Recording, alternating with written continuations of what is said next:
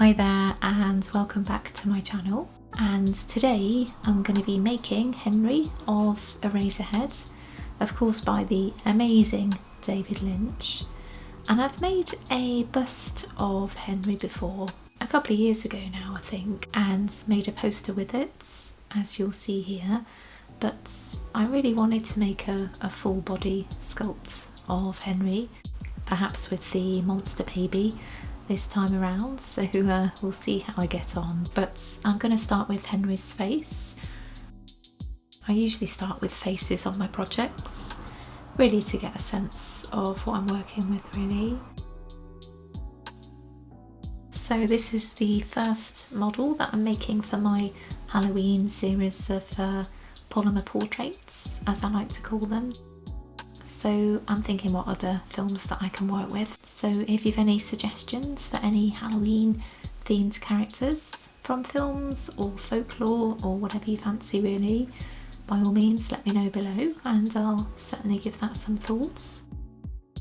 So if you've not guessed already, I'm working in monochrome today, so I've got a really nice kind of pale grey going on for Henry's face. So that was a mixture, I think, of dolphin grey, Fimo Professional, just with a little bit of whites mixed in as well. And I did toy with the idea of making this video purely in black and white, but because sometimes there's not a whole lot of contrast going on, particularly for my overhead shots, I thought any little bit of colour might help really in the enjoyment of this video. So now the face is done, I can move on to the base. And I'm using like quite a dark grey here. So I can give you some facts about Eraserhead, and I didn't realise that this was essentially a student film. David Lynch started the production of Eraserhead while he was still a student, so it's really astonishing to think, isn't it? Gosh, I wish I was making projects of that quality while I was at art school, crikey. But because David Lynch struggled with financing the film, obviously because he was a student, the production itself took around 5 or 6 years to make. So it's quite interesting actually, isn't it? To think that a film production can take that long, but yeah, not at all surprising really. And without any great surprise actually, because it was so different to everything else happening at the time. The film didn't receive very good reception really, because, you know, it's an art film really, isn't it, and probably an acquired taste, particularly at the time, but Stanley Kubrick loved it. I'm a real fan of Stanley Kubrick actually, so yeah, that's good to know. And interestingly, Mel Brooks is a massive fan of Eraserhead as well. I don't know if I've talked about my love of Mel Brooks on my channel yet, but yeah, I'm a huge Mel Brooks fan. I just love the man. And I need to make a model of him at some point, perhaps for high anxiety, we'll see, but oh gosh, I love him so much. But he was actually a producer on The Elephant Man, of course played by John Hurt, and they were still deciding the director for the project at the time, but Mel Brooks went along and saw Eraserhead and felt completely in love with the film and with David Lynch's work really, and immediately signed him up to be director of The Elephant Man. And gosh, what a film that is as well. It's amazing. If you've not seen it already, I'd heartily recommend it, alongside Eraserhead of course. And now I can move on to his body, and I'm using just some old clay here just for the body piece really, because that'll be hidden under his shirt and his jacket, so it doesn't matter that there's some colour in there. And it's quite nice to know, I guess, that there is a bit of colour in the model somewhere. It's just that you won't get to see it in the final piece.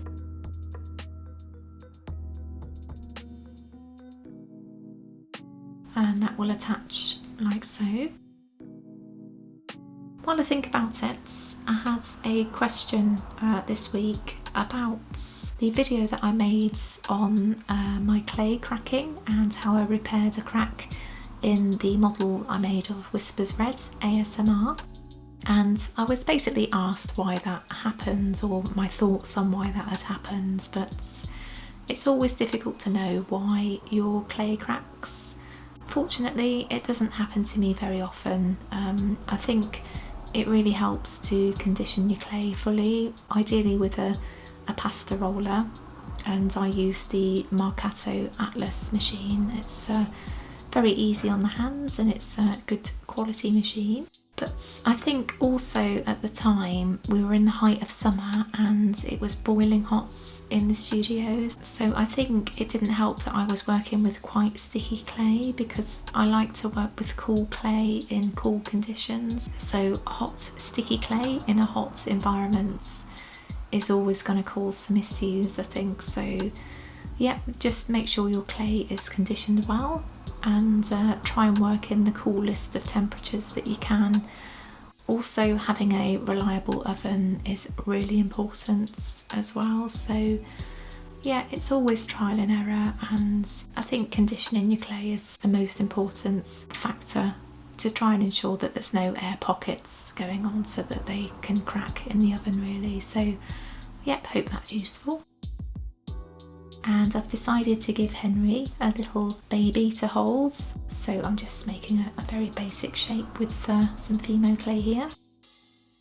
I think it will just really add to the model at the end, so we'll see what that looks like. But I'm just going to use my toothbrush here to create some texture on some clay for some bandages.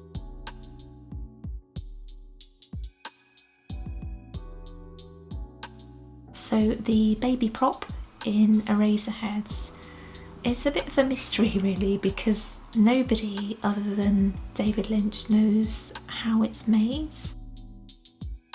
There's various speculations on how the creation was made, but nobody knows for sure, and David Lynch has always been really quiet about it really. It was given the nickname Spike on set though, so here's my little interpretation of Spike.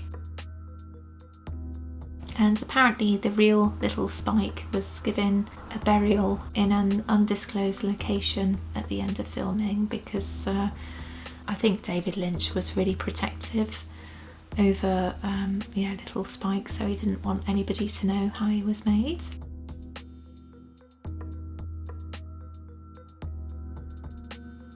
So for Henry's hair, I've decided to work with a graduation.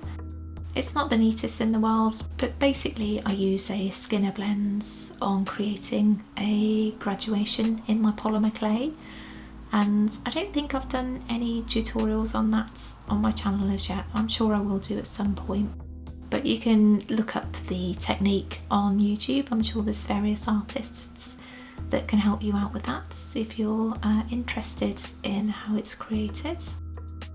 But now I can just start adding to his hair. If you're new to my channel, my name's Lizzie and I'm a polymer clay artist and illustrator with a real interest in pop culture, and I make weekly videos about my polymer clay creations, such as little Henry here. So if you like what you see, by all means go and hit that subscribe button, and remember to hit the bell for notifications as well. So now I'm just adding some eyebrows, and I think that really adds to the overall look of Henry. So I'm going to bake him now for the final time. And here he is, all done. I'm really pleased with this one. I've added just a tiny amount of Sculpting glaze to little Spike, or the little monster baby, which I think really adds to the creepy factor.